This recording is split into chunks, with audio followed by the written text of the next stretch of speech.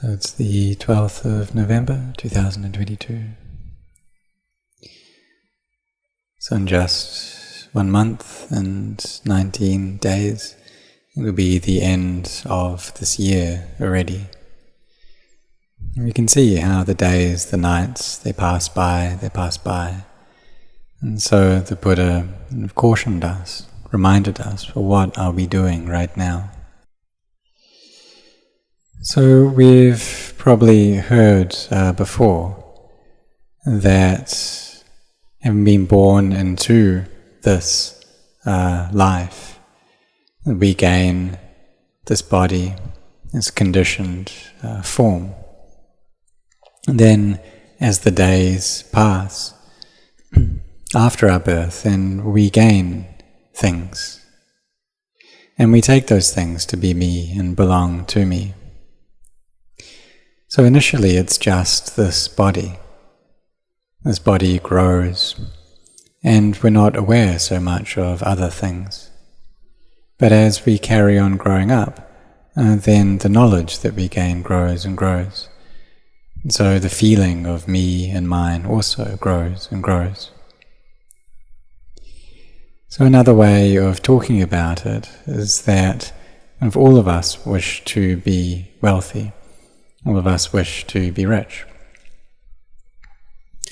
And we can see how we're all kind of wealthy in terms of old age, sickness and death, that we're all equal in that regard, that we're all family members due to this, all friends in aging, friends in sickness and friends in death.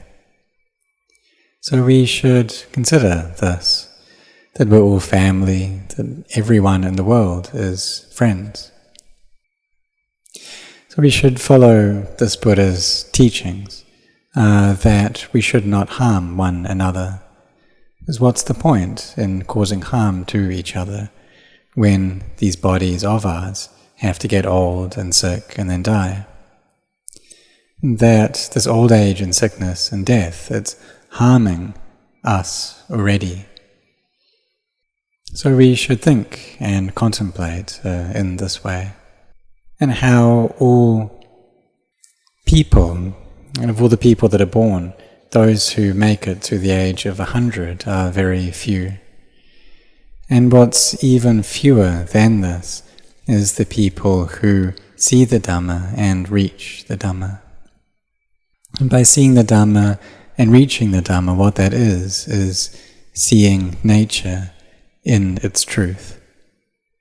So when we attain to the Dhamma, what we attain to is nature. Right now, however, we're not seeing that, and so we're deluded.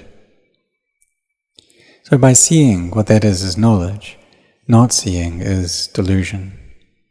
And when we gain things, we're deluded by those things. And if we don't have something, we're also deluded by that not having of something. And if we kind of think that we are correct, we're only correct in a deluded way.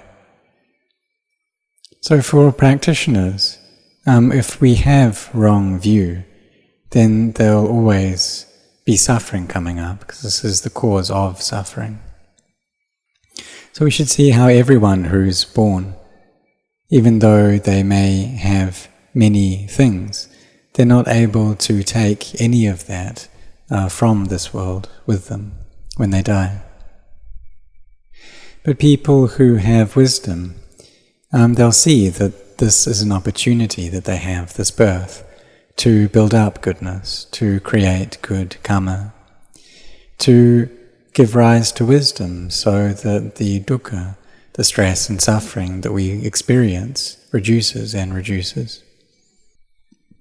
So it's hard to find people who live over 100 years. So having this life, we should use this life in a way that gives rise to value. That's appropriate with this opportunity that we have to raise and build up goodness, to seek out goodness. But for those without wisdom, having been born, then they just stay deluded on and on. So we need to be intent on this training, on this practice, training our minds. Because if we don't train these minds of ours, then they'll always be deluded in this way. Dying and then getting born, and being born and then dying, and just carrying on like this.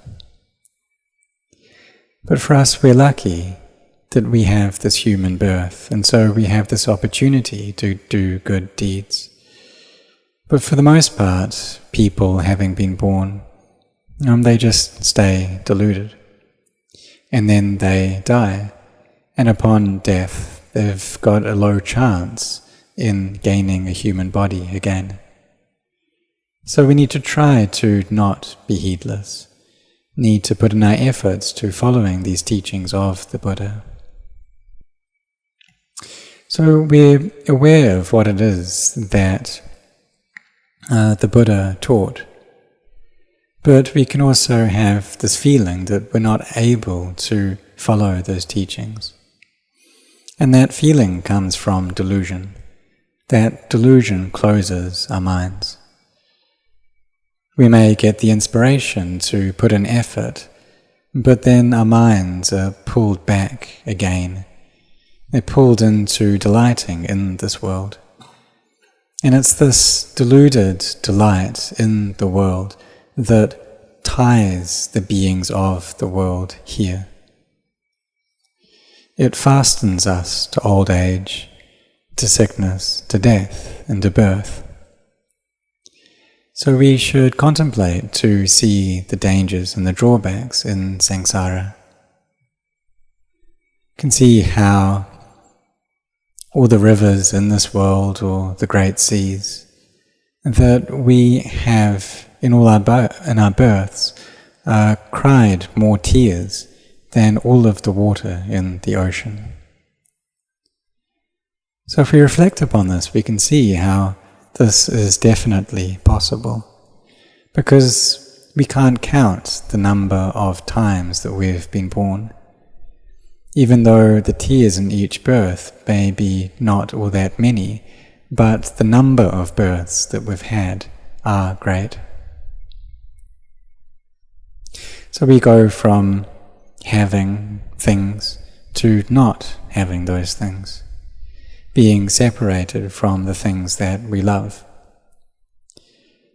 So we should contemplate that in this life we do need to meet with separation from the things that we like, the things that we love, and upon that then we will suffer.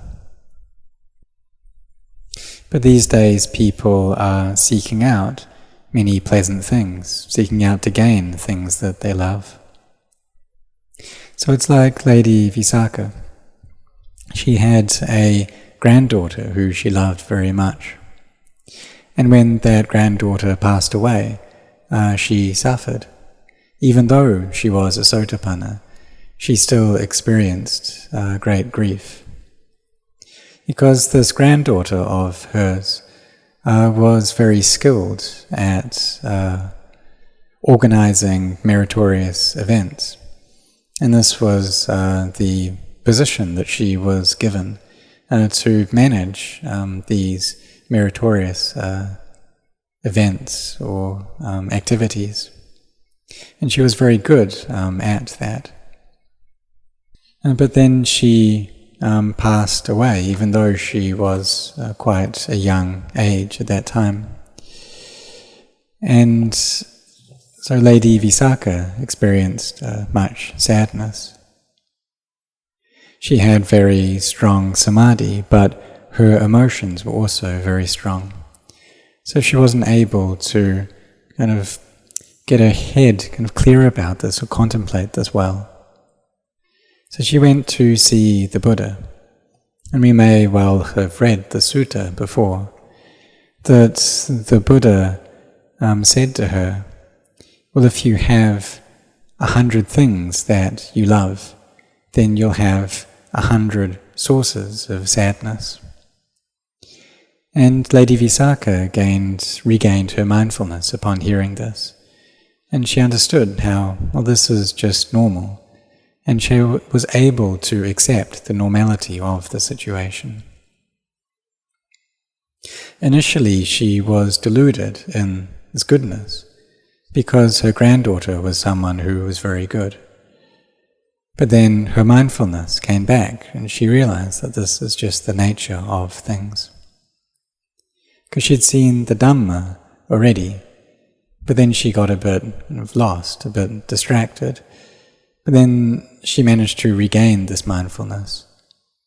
So we should contemplate this as well, reflect how the days and nights are passing by. And time is constantly consuming all beings. It consumes everything, even itself. So for the people in the world now, if we think about 100 years from now, that all these people will be gone. All the animals, all the humans will have disappeared, vanished. But because of the new births, we don't see this. We don't see this deterioration, this decay.